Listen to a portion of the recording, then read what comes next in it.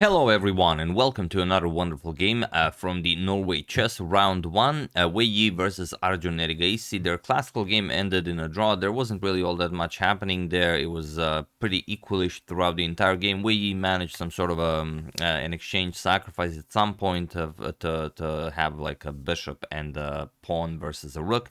But in the end, it didn't really matter. They ended in a draw, and in Norway Chess, everything that ends in a draw goes immediately into Armageddon. And here Armageddon is played in rapid time format, which means Wei Yi now has to win with white, otherwise Arjun wins the matchup.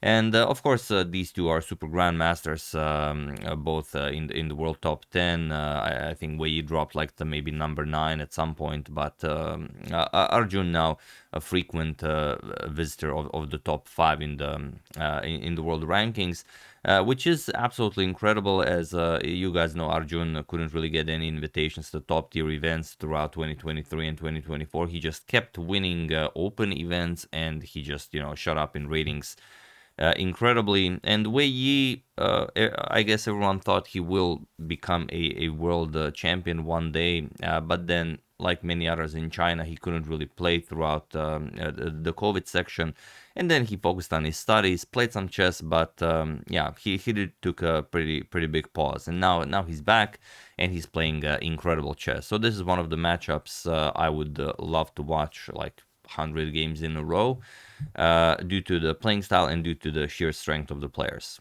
So yeah, let's see what happens. Wei Yi has the white pieces and he opens with pawn to e4.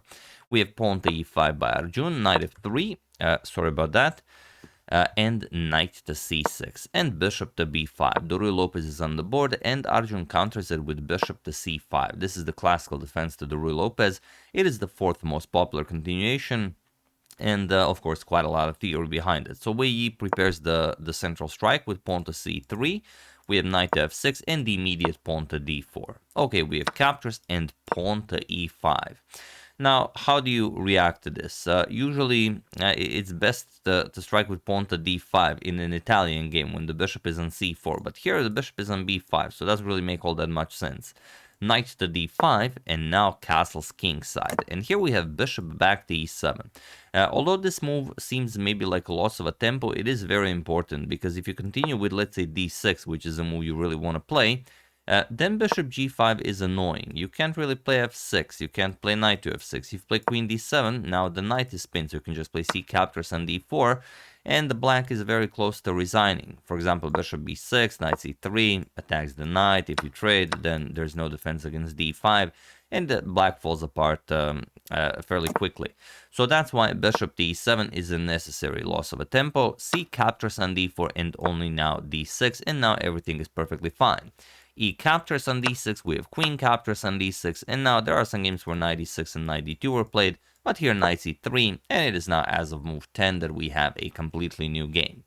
Okay, castles kingside, we have pawn to h3 and pawn to a6. Chasing away the light square bishop, we have bishop to d3 and bishop to e6. Both players just nicely developing. We have rook to e1 and queen to d7. Arjun with some ideas maybe of capturing that h3 pawn.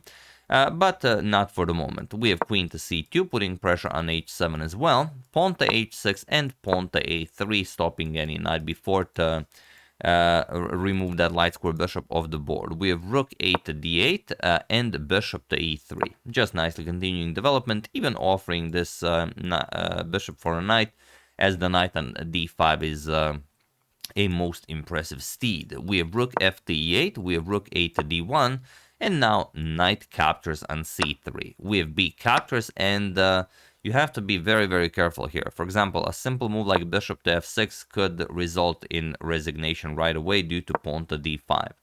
And now, once you capture pawn to c4, you can capture on f3, bishop h7, and you lose the queen. Okay, you did give up some material, but white will be winning here. So after bishop b captures on c3, we have bishop to d5. This is how Arjun stops it.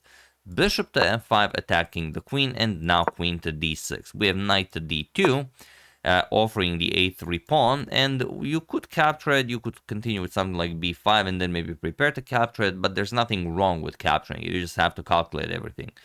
So Arjun, of course, captures it. We have rook to a1 and queen back to d6. We have pawn to c4, bishop to e6, and now bishop to h7 check, preparing pawn to d5, and this is where things become very, very complicated. We have king to h8 and pawn to d5, seemingly winning on the spot, but not quite. Look at how Arjun continues. He plays knight b4, attacks the queen. Okay, queen to b1, puts pressure on the knight and prepares pawn to c5 to prevent the queen from defending the knight here. But Arjun finds this beautiful bishop to c8. And now, what is the idea here? The idea here is that pawn to c5 does not work. I'm just going to show you, for your viewing pleasure, how white should continue, and that is knight e4.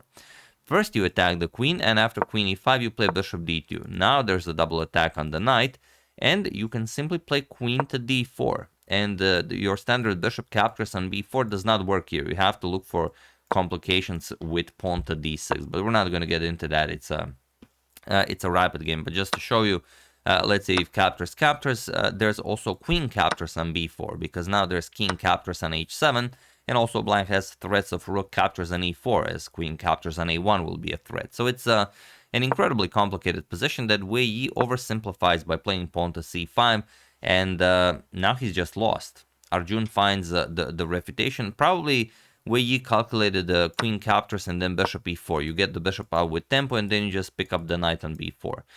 But after pawn to c5, queen to d7 by Arjun. And now there is no bishop to f5, as both the queen and the bishop guard the f5 square. So knight to f3 by Wei Yi, and now bishop to f6. And there's not all that much you can do here. The rook is hanging, and you can't really...